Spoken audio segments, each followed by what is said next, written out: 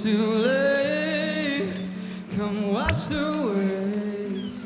The dirty English sky is washing me away. We've been here a fair bit, actually. We used to come here a lot more often because every year there's a festival called The Great Escape, which is sort of showcasing every new band and artist in the UK. Like, everyone wants to play that when they're first emerging. First festivals we ever played was at Great Escape, so we started some of our UK shows in Brighton, which is really good, and it's fun to come down. It's got a great scene here, isn't it? Yeah, it's really cool. Oh yeah, the music scene here and like just in general the scene is really cool here. It's all we've got left. It's all we've got. Since your last kiss, wouldn't wanna miss this.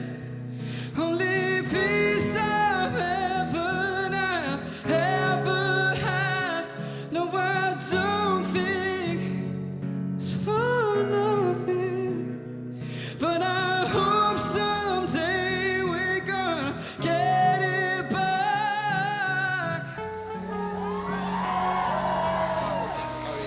We've done the thing where you go to LA and you're in a nice studio and you've got a house on the beach and that's all really fun, but your time is limited out there. We were there for about 6 weeks for our last 2 albums.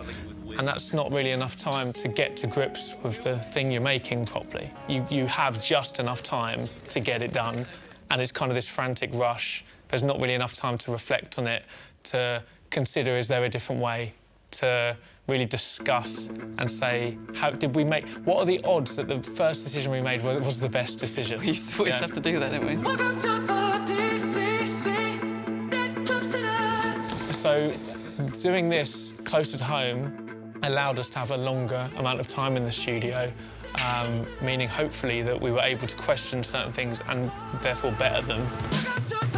In Welcome to the DCC, which is the first single, there was a massive change that was made about halfway through the process of that song, where a big chunk of the song changed.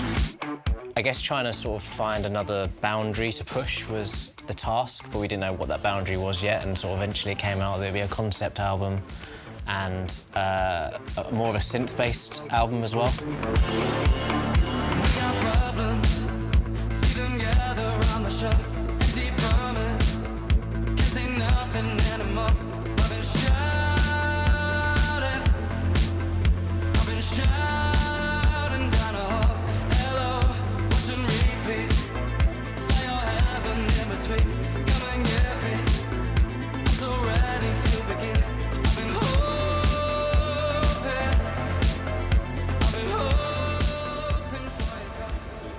The synths opened a door of sounds and places we had never gone before.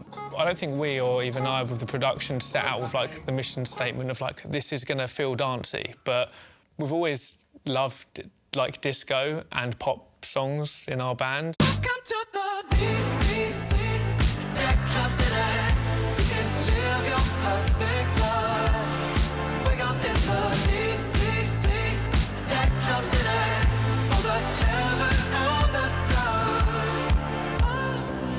The sound of it was so Prince and over the top, and we could just have fun with it and not really take it too seriously, push it a lot, make it super 80s. And was it always meant as the first single? No. No, that's the thing. So when we were writing it, we were kind of mucking around because we were like, oh, we'll never release this. It's, you know, the lyrics were so concept. It was never meant to be a single at all, let alone the first single. Yeah. Dead Club City, it's a members-only club, a city-sized members-only club. That's the concept. And I had a few ideas of characters, but not where the characters lived, I suppose. And then in one weekend, we wrote Welcome to DCC, and that's when I found Dead Club City, the name written in my phone from years before. I have like a bank of lyrics. And we wrote Members Only, the song. And at that point, it was like, oh, OK, we have the concept. We know where all the characters live now. And then at that point, it was sort of fleshing out the rest of the album. The whole thing's character-based, so whatever the soul of the song is, I find my little avenue to connect with it and to make that message heard, and you can really elasticate them and flex them out and just try new things. Welcome to the DCC, that club city. You can live your perfect life. Wake up in the DCC, that club city. All the heaven, all the time. it does sound like that moment of like, oh, I've heard that sound before, and now it's just got a drum beat behind it. Can we actually get a mic for Conor here, just to do like a... Yeah. That's great. I don't know what sort of phonetic. For me, I'm almost at certain points too close to the sound of a guitar or what it means to me, or like my point of reference is too specific or something. So when we do other genres, or Dom comes to us with a different type of bed, or you know, wherever that is, it makes me think of music in a different way, which I think is quite inspiring. It's quite hard, I think, sometimes just to write, oh, we're going to write a guitar song. Normally when we try that, we've hit a wall. Yeah. Like, oh, we're going to write a rocky song today. And then we just can never write it because you're trying too hard to write it. And it's always the ones that they're like a bit of a fluky accident that become the next big rock song for us. I don't wanna fight, my money's in a bag in the back for you. The future's overdue, yeah, I know that. Turn the engine on, our song blaring out a dead radio. Singing I need to know, no turning back. And this is how it normally goes. Like, one of us will have a minute of something, and then we come to the other boys and go, what do you think? And it's either, if it's a maybe, then that's enough for us to try it.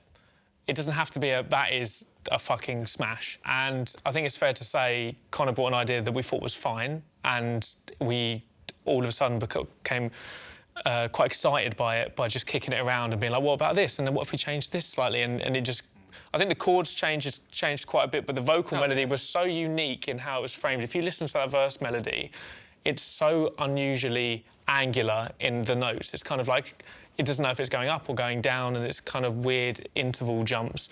And that was quite enticing. And then the song was born from there, basically. Scrolling through life, I barely recognize from my hotel room. Took in the lonely view, got unattached. Ringer with the calm, your arms wrapped around when the fever took. Thought I was gone for good, you brought me back. I've been thinking, babe, maybe you're right when you said the pain with us intact. We're just waiting for a change to follow. We don't always get all that we want. Redefine the pain to something more. We shall overcome as we've done before. One of those happy accidents as well, that the We Shall Overcome idea, We Shall Overcome as we've done before, was a line that we'd actually tried in a different song for like ages, and the song just didn't work out.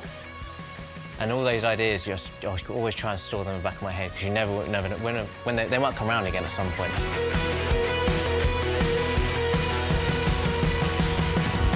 It's when we lean into the moment.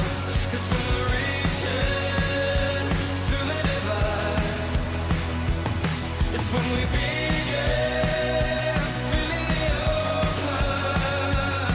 It's when the strangers fall in. We don't write loads of music with major chords. Initially, when we were trying to find the band sound, it's naturally easier to sound like darker and cooler and moodier and emo because you can play minor chords. But hopefully when you get more confidence in writing songs, you can try and slip in major chords and do it in a way that is actually reminiscent of so many of our favourite artists. I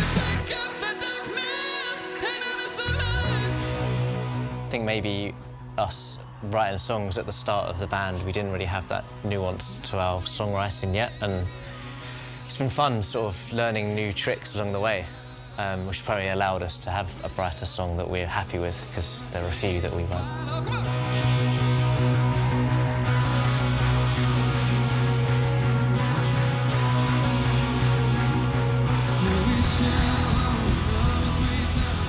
It's one of our most hopeful songs ever. It's so bright for us. And there's a melancholy and hopefulness in the lyric, but there's also, I feel when I'm singing it, like a reservedness to it too. It's like there's a understanding of how far you got. You want to get there, but you aren't there yet, And I really love that about the feeling of it.